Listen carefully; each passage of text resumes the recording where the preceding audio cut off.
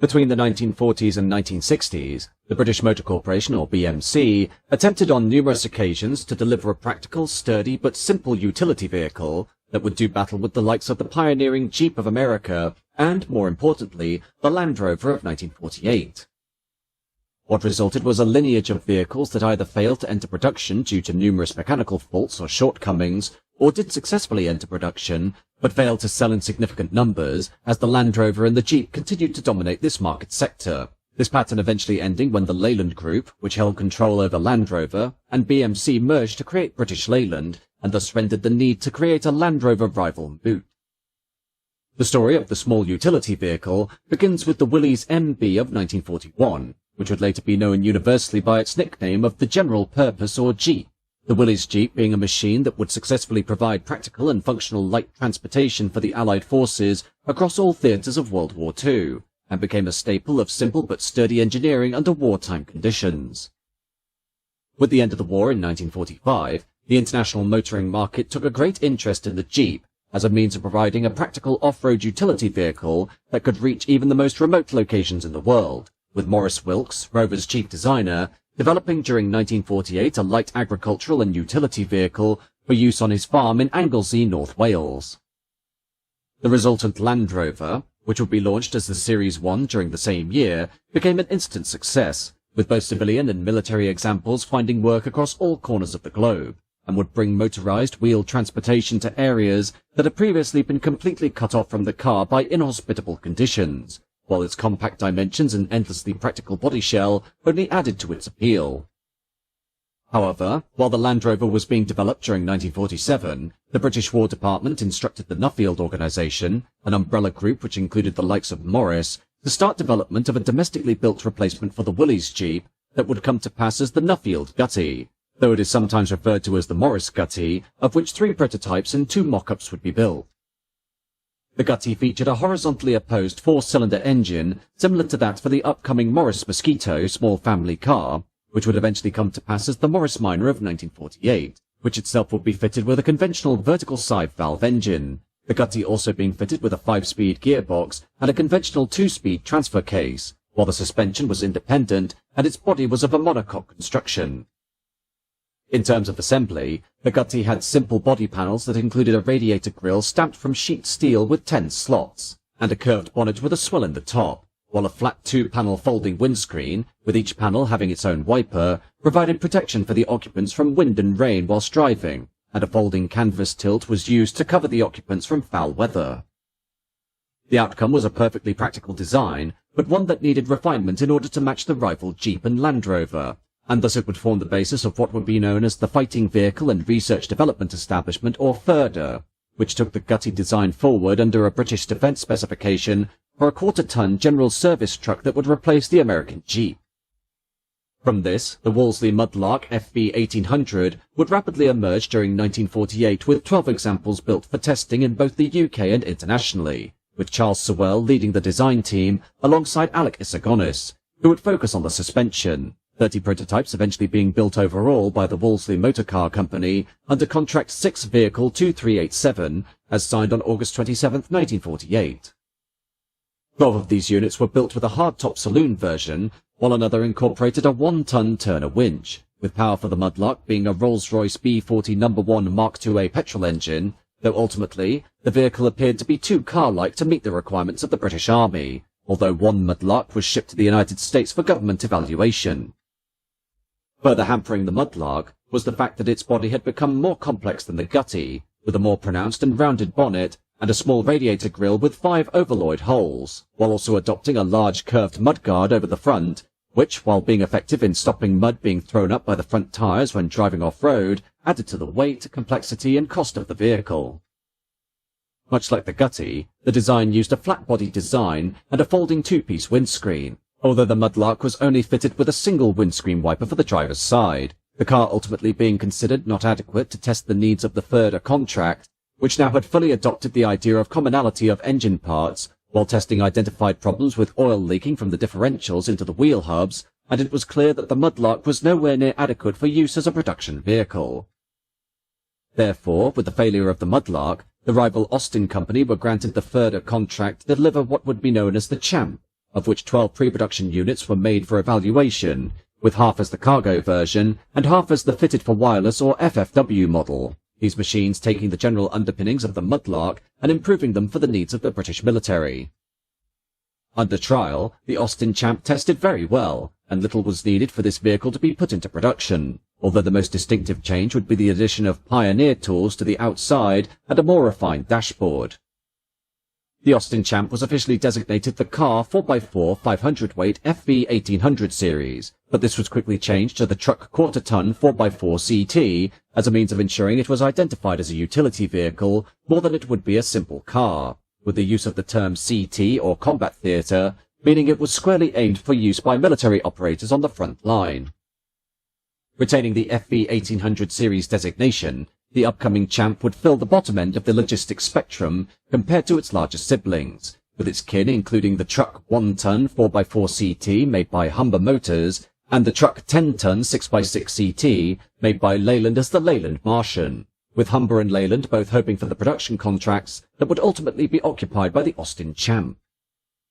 Thus, an order for 15,000 new vehicles by the British Army was made, with production beginning on September 1, 1952, at the Cofton Hackett factory near Birmingham, and will be delivered in the form of both cargo and FFW versions, with units destined for the Army, maintaining the complex moniker of FB 1801A Truck Quarter-Ton 4x4 CT Austin Mark I, while civilian examples adopted the name of the Austin Champ, which would soon spread to the military variants as well.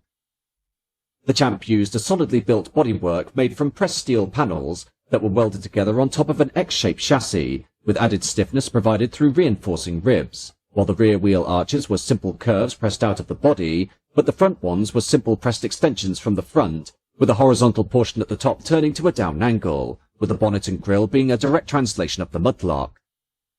The two-panel windscreen, like the Gutty and the Mudlark before it, could be folded down over the bonnet and was fitted with a pair of windscreen wipers, while a folding tilt, made from PVC-coated cloth rather than waterproof canvas, kept out the weather without the weight of the canvas title, and featured a small vertical plastic window ahead of the door, a larger window in the door itself, and a pair of triangular windows in the rear. On the rear of the Champ, a fitting for a spare Dunlop tyre came as standard on the right, and a jerry can on the left, while the engine was a 4-cylinder 2.8-litre Rolls-Royce B40 petrol power plant, producing 80 horsepower, with early engines being built by Rolls-Royce themselves at Crewe, while the main production batch adopted an updated variant dubbed the Mark 5A, which was built under license by Austin and referred to as the Austin Rolls, which switched out the aluminium cylinder head for a cast iron one. Sadly, civilian sales of the Champ were not a success, the reasons being primarily due to its expense when compared to the Land Rover, and the fact that civilian versions of the car were sold with a more economical 2.6-litre B40 engine that was not waterproof, while by comparison, the military-spec 2.8-litre engine, including all of the electrical systems like the ignition and also the transmission, were completely sealed, and during trials, Army Champs were demonstrated to run while completely submerged. As standard, military Champs were not armed, but could be adapted to carry a variety of weapons, including .303 caliber Bren light machine guns, .303 Vickers machine guns, 7.62mm Browning machine guns, a 106mm recoilless rifle, and even a 3-inch mortar, with the first Austin Champs entering service with the British Airborne Force during 1956, as armed with 106mm recoilless rifles. The Champ was also trialled with 50 sets of armour plating, with each kit costing £100 or £3,200 in 2025, with the armour including a large single-angled plate mounted on the front, protecting the engine, while 2 rectangular shields were provided to protect the driver and front passenger, though no side, rear or roof armour protection was provided, as the need to ensure the Champ remained nimble in the reconnaissance role was a priority. Though the Champ missed being involved in the Korean War, early units saw action within the first year of their introduction during the Suez Crisis, while examples were also dispatched to work with the British Army of the Rhine, the Far East Land Forces in Hong Kong, Malaya and Singapore, as well as units with the Middle East Land Forces in Cyprus, Egypt, Aden, Malta and Libya, while other vehicles went to British Guyana and the Caribbean Command in Jamaica, as well as the East Africa Command in Kenya and Uganda. The Champ did also see some international success when 400 units were purchased in 1953 by the Australian Army from the Ministry of Supply, though these were used to supplement rather than replace the Woolies Jeep. The original 400 units followed by a further 400 examples, while 2 Champs were trialled with the engine from an Austin A90 Atlantic to replace the Rolls-Royce B40, but these were returned from Australia after testing. The French Army also took an interest in the Champ during 1953, with one example being fitted with a 1-ton winch and was put up against the French Delahaye VLR for service in France's expansive colonial service, to which the Champ was proven to perform better off-road than its Gallic rival, though in the end, politics dictated that the VLR be chosen over the British Austin. In the end, the Austin Champ would be retired from British Army service during the 1960s, with the final examples of the Territorial Army being withdrawn during 1968, Champ being a much-loved machine among the armed forces, but due to its technical issues, lack of simplicity and expense, was a sales disaster on the civilian market, with only 500 examples known to be built and sold. However, Austin's attempts to do battle with the Land Rover continued through the 1950s, and following the end of Champ production in 1956, the experimental department at Austin looked at a completely new design that would adopt a new type of suspension dubbed Flexitor, which the Army had been testing at their Fighting Vehicles Research Department at Bagshot Heath, with the Austin development engineers impressed by its lack of need for lubrication and its ability to cope well with repeated bump impacts.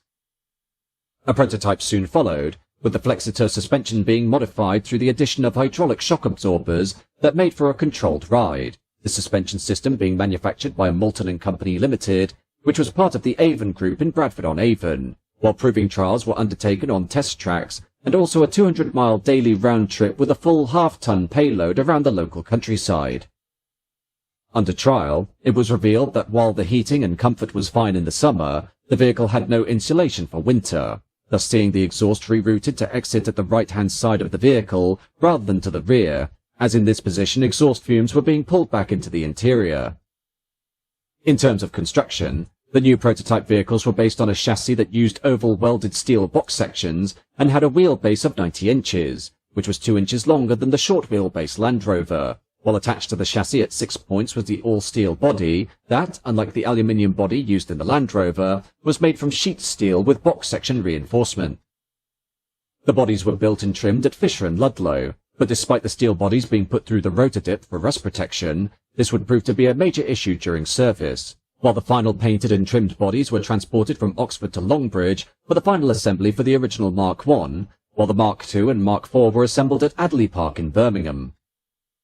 Power came from a 2.1-litre 4-cylinder petrol engine from the Austin A70 Hereford, producing 62 horsepower, with a 2.1-litre diesel version also being made available, which produced 55 horsepower, while a 4-speed gearbox with synchromesh on all forward gears, and a transfer box with a choice of either rear-wheel drive in high ratio, neutral, for power takeoff or 4-wheel drive in low ratio, gave significant flexibility for the operator, and contributed to the vehicle's ability to carry a maximum payload of 10 hundredweight. Designated the name Austin Gipsy, the vehicle, upon its launch in 1958, immediately struggled to penetrate a market almost entirely dominated by the Land Rover, with one factor as to its initial sales struggle being that it was only available in one chassis length, with the Land Rover having 2 with numerous body styles, though various publicity stunts were attempted as a means of endearing the Gipsy to the buying public. In 1960, during a 2-week summer shutdown at Longbridge, production of the Gipsy was transferred from the Eastworks at Longbridge to the No. 1 machine shop at Adderley Park in order to make room for the upcoming Austin Mini, with the original Series 1 being replaced by the Series 2, which featured various detailed changes, including the hydraulic shock absorbers being replaced with lever-type dampers and the ground clearance being improved, while the steering box was repositioned and now had a split-track rod, which was necessary because of the increased wheel travel afforded by the new Flexitor units. A long wheelbase version of the Gipsy was also added at 111 inches, which made it 1 inch longer than the Land Rover, while heavy-duty leaf springs connected to a beam axle at the back, with the Flexitor system at the front, with numerous body changes also administered, and the maximum payload was increased to 15 hundredweight. To try and serve as a replacement for the Austin Champ in the British Army, and to displace the reign of the Land Rover, the Gipsy tried and failed to secure a major order within the armed forces, with less than 20 examples being supplied, although the government did order several hundred for the auxiliary fire service in the event of a nuclear attack, these machines remaining in government hands for nearly 30 years in storage before being sold off. Meanwhile, market research showed that there was a need for more variants to fulfill the requirements of customers around the world, while attempts for licensed production of the Gipsy failed to see any major distribution, including a 3-year venture with the Col Motores Company of Bogota, Colombia, which assembled complete knockdown kits. At the end of 1962, the Series 4 was introduced with 25 different versions available from the factory, while mechanical changes included the standard suspension being replaced by semi-elliptic springs with beam axles, the Flexitor system having been superseded due to imprecise steering, but was still available all around on the short wheelbase variants and only on the front for the long wheelbase, while engine output was increased to 72 horsepower. For the first time, the Gipsy was offered with customization, with a chassis being made available from the factory for user-based body type specification. This new wave of versatility meaning that, for the first time, it appeared that the Gipsy would start to make a splash on the marketplace, and plans were made to increase production, though this never came to pass following a major fire at the Adderley Park factory during 1963 that crippled the assembly line. In 1965, the Flexitor suspension system was abandoned entirely, while during the previous year, the Austin design team had begun development on yet another attempt to see their utility vehicles enter the ranks of the British Army in the same vein as the earlier Austin Champ, thus starting the development of what was known as the Austin Ant. The story of the Austin Ant begins with the Mini Moke, an off-road utility variant of the original Austin Mini of 1959, which was squarely aimed for potential use as a light scout vehicle within the ranks of the British Army, but was ultimately rejected due to its low ground clearance, though some examples did find a home with the Royal Navy for use on aircraft carriers, and they were later adopted by police forces in both the UK and colonial Africa. While attempts for a twin-engined Moke clearly had limited potential, Austin were not willing to surrender their chance of getting a lightweight utility vehicle into the ranks of the British Armed Forces, as well as presenting a civilian variant that could do battle with the Land Rover, and thus Alec Isogonis stepped up to the challenge, hoping to see greater success than the earlier Austin Gipsy. With the approval of BMC chairman Sir George Harriman, Isogonis began work on developing the model under designation AD019, though much of the work was done by body engineer John Shepherd and chassis engineer Jack Daniels, though opinion differs as to whether the original concept was for a primarily military vehicle with a civilian variant or vice versa. Work began in earnest on the Ant during 1964, following experiments with four-wheel drive Mokes, with the Moke itself being too tied to the fundamental underpinnings of the low-slung Mini to meet off-road requirements, thus seeing a complete ground-up machine be developed that retained the A-Series BMC engine and transmission from the original Mini. The key features of the new vehicle, laid down by Isogonis, was to hang the front suspension off the power pack and to incorporate the steering rack in the transmission housing for the 2-speed high-load transfer box bolted to the rear of the subassembly, with this integral steering rack being an idea he had explored when he was sketching out what would become the Morris Minor during the mid-1940s. With rubber cone or hydroelastic suspension out of the question, the Ant used steel springs, while Daniel reused the torsion bars of the Morris Minor, with the front two bars being longitudinal, operating with wide-spaced lower wishbones, and single upper arms off which strong, long-stroke telescopic dampers were mounted, all of which was attached to a cradle fixed on the transmission casing. Meanwhile, the power pack, suspension and steering assembly was bolted to the 45-degree sloping toe board, the front of which hung off a simple round-section cross tube, and despite space being very much at a premium, Isogonis once again demonstrated his exceptional talent for ensuring that all mechanics and dimensions were packaged as compactly as possible without sacrificing practicality for the user, in this case within a 10-foot 3-inch long body that was only 3 inches longer than a Mini. As a consequence, the front torsion bars entered the cockpit and were located on a saddle across the transmission tunnel, through which the gear linkage emerged, this clever piece of lateral thinking ensuring that the torsion bars could be a suitable length and allowed them to be mounted sufficiently high to allow good ground clearance, though the body itself was a more challenging task, with Shepherd creating a strong monocoque body shell in galvanized steel. Critically, the Austin Ant presented many endearing features when compared to the Land Rover, including its monocoque body that was fully functional and impressively rigid, with the sills being remarkably deep, while an equally deep transmission tunnel also added to the shell's strength, and pressings in the panels gave rigidity to the body sides and doors. Inside, a bolt-in triangular brace from the steering column reinforced the scuttle and hid the fact that the column goes off diagonally to a central takeoff on the rack, allowing the same rack to be used for left and right-hand drive cars, while the high sills and resultant seating position allowed a standard-sized jerry can to be stowed under the seat.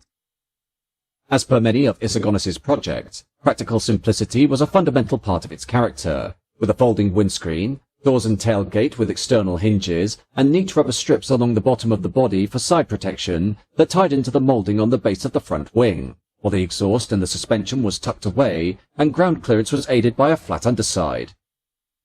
However, despite the Ant prototypes being quite rough, they had proven themselves sturdy machines in the harsh environments of Angola during 1967, where tropical testing revealed that the Ant behaved well and showed no major mechanical problems, with the independent torsion bar suspension giving a smooth ride off-road that was far superior to the cart-sprung Land Rover.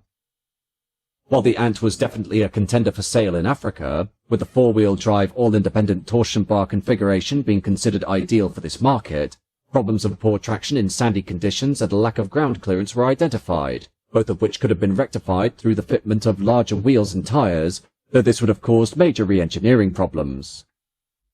By the end of 1967, several prototypes of what had been dubbed the Austin Ant had been developed, with these vehicles undergoing various trials at numerous locations across BMC's vast empire, though despite the model progressing nicely, the wider merger of the collapsing BMC and the Leyland Group to form British Leyland in 1968 would bring about a premature end to the project. As part of the merger, several Austin Ants were dispatched to Rover for assessment as to their potential place within a lineup that now included its closest rival, the original Land Rover, to which the Rover engineers and managers gave the Ant an indifferent review, complaining about the noise and preferring that Austin did not go ahead with putting the machine into production. By the time of the British Leyland merger in 1968, the Ant was poised for entering full-scale production, but with the arrival of Land Rover, it was clear to the management that it made no sense to introduce a machine that would internally compete with its existing utility vehicle at a time when internal competition within the ranks of British Leyland was rampant already. Therefore, with Chairman Donald Stokes demanding that there be only one utility vehicle on sale within the ranks of British Leyland, development of the Ant was halted, and the Austin Gipsy was discontinued by the end of 1968, thus bringing an end to the era of Austin's attempted battle against the domination of the Land Rover.